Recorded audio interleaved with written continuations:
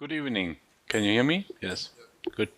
So I have the honor to stand between you and the bar, and so that's always the good thing to speak at the end. But you all look quite fit, so thank you for that.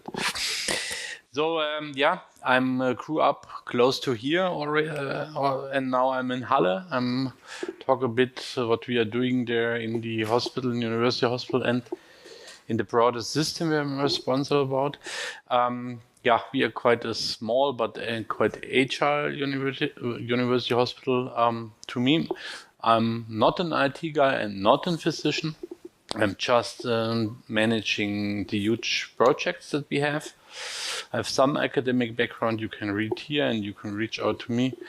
So my responsibility is the strategy of the hospital or the hospital system, let's say, all the complex projects like building projects, acquisition of other hospitals, green hospital projects, IT projects, AI and everything that is a bit complicated for our board.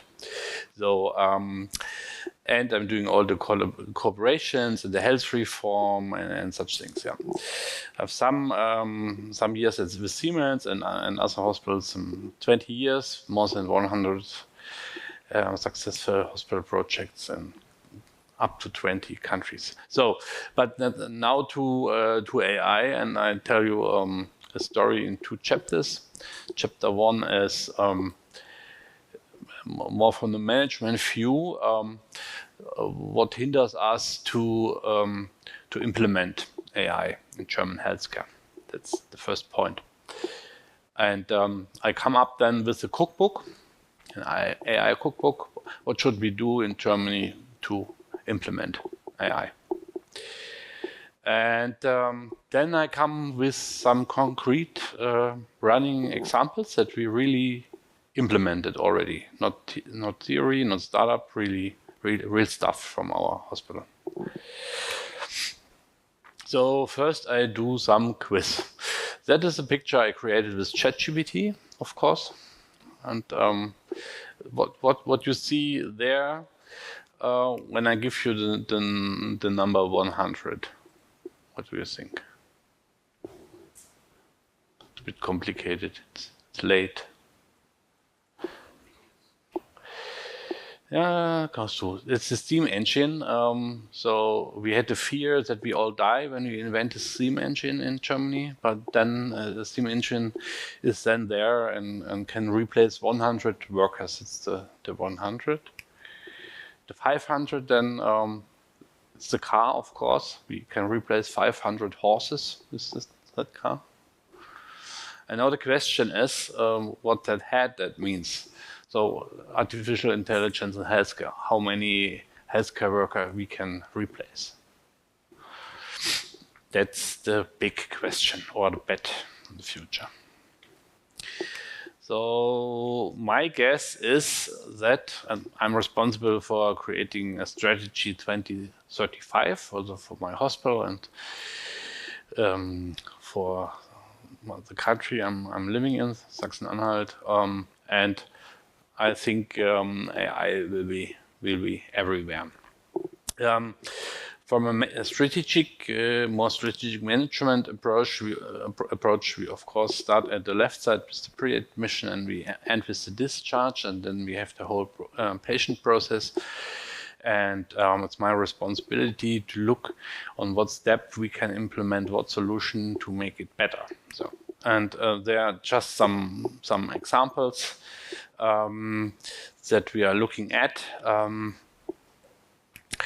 and we do not have to go through everything here, but I think the main thing is really to help staff getting more efficient.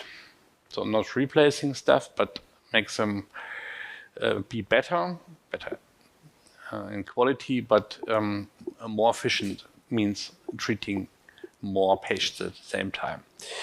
And to do that, one of the main levers is steer patients.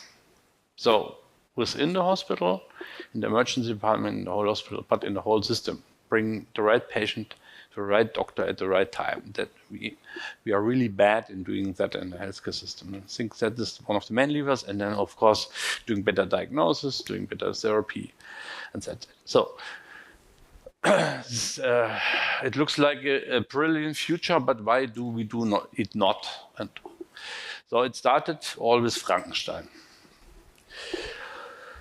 So Mary Shelley wrote that book, and we fear that we will all be killed by machines in some time. Since 200 years, it's still there. And now, if we put that fear on the wage and put on the other side the benefits that we may have from artificial intelligence, there's a lot of money in there, but also a lot of use for patients and also for the staff. So my strong belief is that AI is becoming better, faster, and more precise than humans. And we see it in one project I will show you afterwards already that it is the case. Now, AI is becoming the new standard of work for doctors. I think a doctor in 10 years will be held liable when he's not using AI. AI frees up time for human closeness and care. So I really think that can make the work situation for nurses and physicians far better and also for the patients. So why we do need it so strongly? We have two demographic changes or challenges. Patients getting older, needing more care. Staff gets older, and we have less staff there. So we need really to improve efficiency. So more people with less staff. And there's one slide not shown, but in the last 20 years, we can measure the efficiency increase. We measure it with case mix points per physician. So that's the productivity of doctors. What do you think how much increase we had in the last 20 years? Do you think it's 20%? Then raise your hands. So all the digitalization, all the things we've done, reorganization, DRG system. What do you think? 20%? 30%? 10%? 0?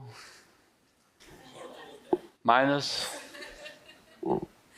So it's exactly 0. It's exactly 0. And new generations come in the working market. I think it will be getting even worse. So we have to really change fast. So it was 0 in the last 20 years. So cookbook. What we need to do to bring AI to healthcare. So that's a chart we started with the Krankenhauszukunftsgesetz, so the main law that allowed us in the last years to spend some extra money on digitalization projects. But AI, so it should be AI. AI follows strategy. That's one of the main things we have to, the first and one of the main things we have to think about.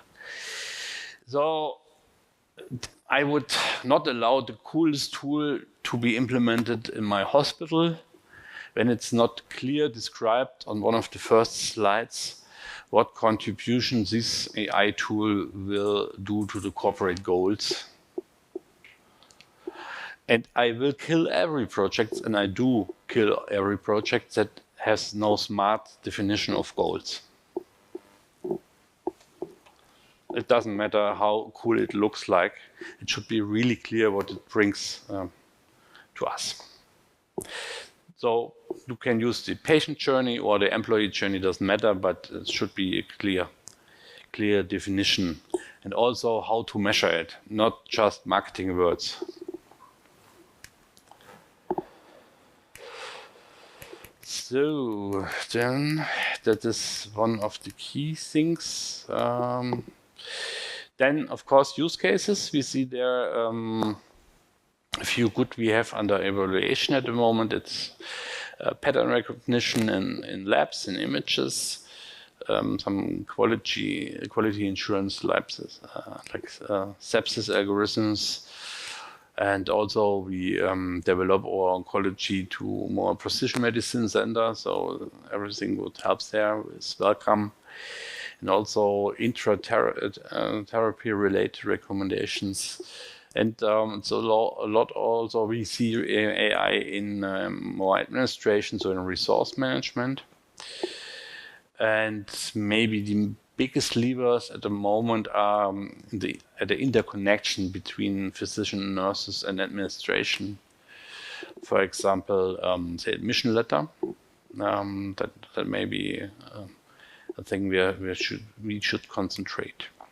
So then people that work in the healthcare sphere, physicians, nurses are normally not so much IT or digital affine. That's why they choose the job. It's more about caring, helping people. And so we have a study at the moment. Professor Christoph at our university, he's looking what factors are promoting acceptance for AI tools within nurses and physicians, and what are hindering factors. That's just a small summary. There's because it's called the peak study. It's not finished yet, but gives us quite valuable informations. Data and evidence-based algorithms, but that's I think Michael did far more better and is more in that thing. So I go through a bit faster, but that's also important. Yeah, then maybe also one of the most crucial things is trust. So do we trust all that new tools? Maybe we here, yes, because we are here at the conference, but what is with our grandpas? So we need some regulation, but we need less regulation and more innovation in the EU. So and that is one of my missions, to fight against over-regulation. And that's why I have a few sentences here on that topic. So perfect is the enemy of the good. So we do the perfect algorithms and tools, and then it will never come to market, and we use the Chinese ones. Do we really want that? I think we should develop trust also to testing things, to failures, bringing new versions to market.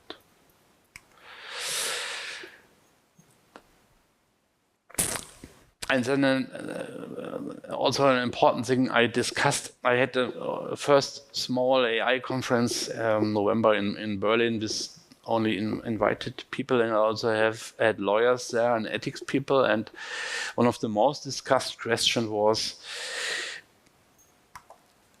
what is if we have a proven AI that is really doing better than the average physician, for example, and then we have failure in diagnosis or in treatment? Do we then still rely on the algorithm, or do we forbid it?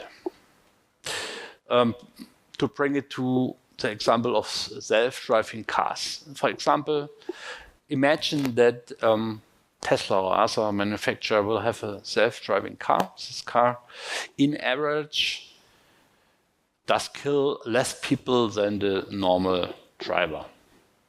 So there is evidence that that car is better than human being. And then this car kills a child. Do we then allow still these cars to drive? Or do we forbid them? That's a question that we can also use for the healthcare world when it comes to AI diagnosis and treatment support. This is an open question. I have no answers. So we can discuss it afterwards, maybe. So then digital transformation. So I had the luck to had the opportunity to build an own team with up to 10 people. Digital transformation team is a talent and CDO on top. That really cares about the non-IT topics. That really brings new technology to use in the hospital. So these projects there is an IT part, but the IT part in this project is less than 50% from all of effort. So we need also other talented people to really bring the technology to life in hospitals. Yeah, change. So when you ask the people in the hospital or surrounding who wants to change, what change, do we need change? Yeah. It's also a German thing that everyone is bad and we have to change. And when you really then look who wants to be the first and the pilot, then it's a bit more quiet. Huh? So we need far more willingness to change and courage. So I think AI will be a game changer, especially in healthcare market, and it will change our lives and our society. But let's not be afraid. Let's do it. Especially we need staff efficiency. So far more in the next 10 years, and we have to be really fast. So, and AI can be the key tool to increase staff efficiency, and we need integration in the business strategy and in the medical strategy. We need really convincing use cases. We need data and evidence-based algorithms. We need a lot of trust. We need people that really care about digital transformation. We need willingness to change. So, blah, blah, in theory, what we've really done. And we have done a few things. First, we have first we have an AI learning group. As I started and asked about who's interested in AI, and now we have a team of 80 people that are really, besides their working hours, meeting and discussing AI topics and doing benchmarks. It's really a grassroots thing that we have. I'm really proud of. We have a professional digital transformation team that cares about the non-IT topics within digital transformation. We are quite good digitalized. We also have a data information center, DITS, that allows us to use patient data to doing research.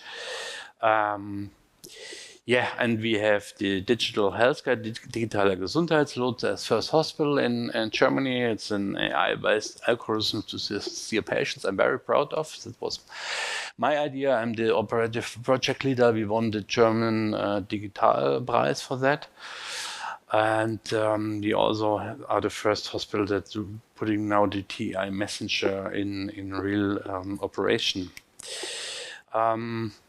Yeah, not so much AI, but algorithms that also I developed with some patients that in work in our ERP, in our KISS Orbis, is an algorithm that really shows us what patients needs the Sozialdienst, so that patients that cannot leave the hospitals, that their life situation changes, they need social support.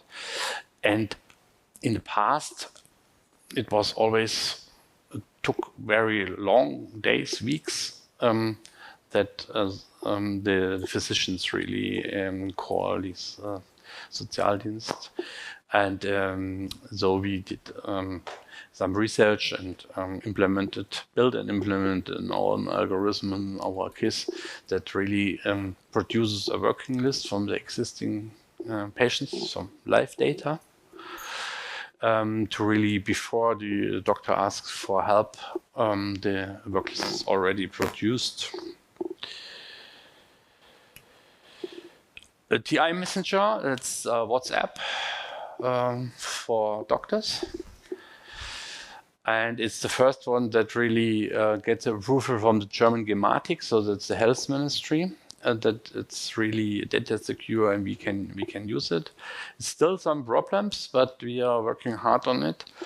In first clinics, we have it in use now. It's in pediatrics, and we think that we can use that as a communication platform, especially between specialized hospitals and the rural areas. And based on that data, we can then implement some AI tools that really have some big use in the future. Yeah, digital health guide. So we have a huge problem in our emergency department. Roughly half of the patients belong not there. They come there because it's nice there, it's warm, good doctors, you get some free water and television, free WLAN, also wireless, all fine. But half of the patient does not belong there. And that's a huge problem because these patients consume the resources that other needs. So on the one hand, and on the other hand, when these patients that normally not become inpatients, these patients leave the emergency department, go home, and we lose more than 100 euro per case. It's summed up some millions per year. So there is a real business case when we invent something to prevent it. So, and we took some algorithms that have been already there and released as a medical product that was important. It's the trust thing again. And imported it from a Swiss company, Infomedicine, together with Aqua Institute in Göttingen, and implemented it. The technical implementation was not so difficult. Far more difficult was to integrate such self-assessments in the patient record. That was a far more bigger problem, and to solve how to do it, that it's completely anonymous, so you can do it from mobile or from everywhere you are. And then when you come to the hospital, that you get that information and put that in the EMR. That was quite an intellectual thing. And the biggest thing was then on-site in the emergency department to convince the physicians and the nurses that they should change their whole working style, their triage process and everything, to implement a digital tool that really says to the patient how they are, what illness they have, and why, and where they should go to. And to some patients, we say that they should leave. And that's the real change, especially for a public-funded university hospital. Say to the patient, this is not the right place here for you, and that are the reasons, please leave. That's a big thing, yeah. And we have really good numbers. We have so it started quite slow. despite we have quite some media echo on that, also Germany-wide. But now we have in the first year we have around about 7,000 full assessments, so not just clicks, and we have some effects, and the staff now likes it very much. Ja, let's have the courage to go for it. So haben wir den Mut, es einfach mal zu machen. Es könnte ja gut werden.